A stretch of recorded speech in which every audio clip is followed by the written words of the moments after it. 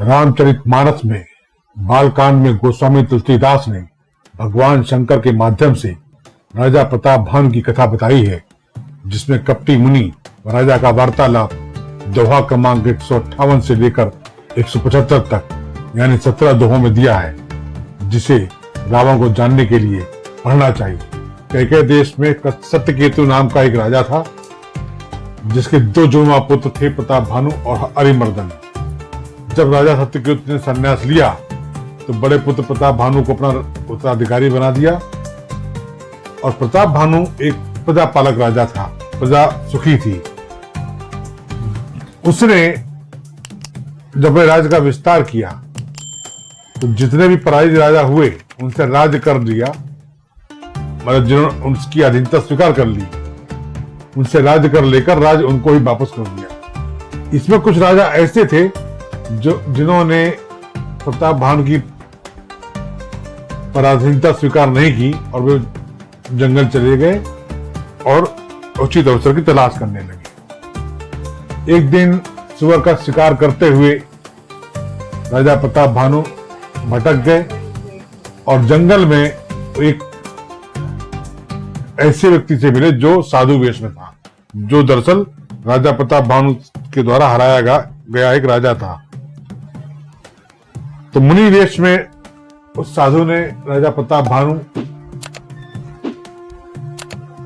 को कहा कि जो चाहो सो मांग लो, और राजा उसकी बातों में आ गया। प्रताप भानु ने उस कपटी मुनि से मांगा, जरा मरण दुख रहित तन समर्जित जन को एक छत मही राज कलप मत सो राज करप सत सो। ये बालकांड का दोहा नंबर 164 है।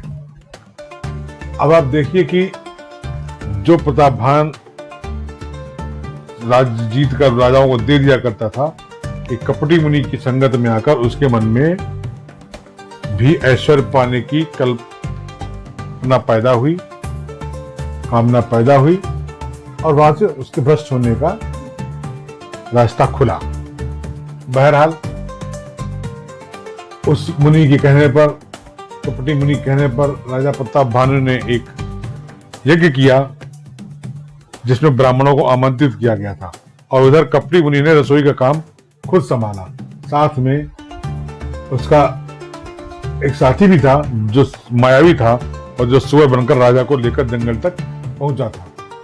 तो जब यज्ञ हो रहा था तो इस कपटी मुनि ने रसोई संभाली और उसमें जानवरों का मांस पका दिया, और न केवल पका दिया बल्कि उन ब्राह्मणों को परोस भी दिया गया। जब ब्राह्मण ये भोजन कर रहे थे तो एक आकाशवाणी हुई कि खाने में मांस मिला हुआ है। सभी ब्राह्मण राजा प्रताप भानु पर क्रोधित हुए और उन्होंने शाप दिया कि तुम परिवार सहित राक्षस हो जाओ, तुम्हारे संपूर्ण कुल का नाश हो। घबरा गया, ब्राह्मणों से अन्य विनय करने लगा, क्षमा मांगने लगा।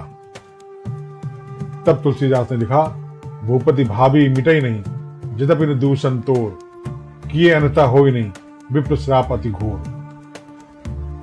और इधर राजा का विनाश करने वाले कपटी राजा ने सभी पराजित राजाओं को सूचना भिजवा दी और प्रताप भानु के अंत का समय आ गया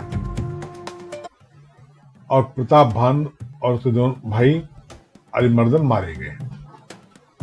वही प्रताप भानु आगे चलकर गोस्वामी तुलसीदास के अनुसार ऋषि पलस्त के पुत्र विश्वा के यहां जन्म लेता है और ये दोहा बाबा जी ने लिखा कि उपजे यद्यपि पलस्त कुल पावन अमल अनूप, तदपि महिषुश्रा बस सकल भय अगरूप। मतलब एक उच्च कुल में जन्म लेने के बाद भी ब्राह्मणों के श्राप के कारण ये सभी पाप रूपी हुए। प्रताप भानु रावण बना, अरिमर्दन उसका छोटा भाई कुंभकर्ण बना और उसका सचिव सौतेला भाई विभीषण बना। तीनों ही बहुत शक्तिशाली थे। इसके बाद रावण के रावण बनने की कथा हम आपको बताएंगे। फिलहाल इतना ही। जय श्री राम।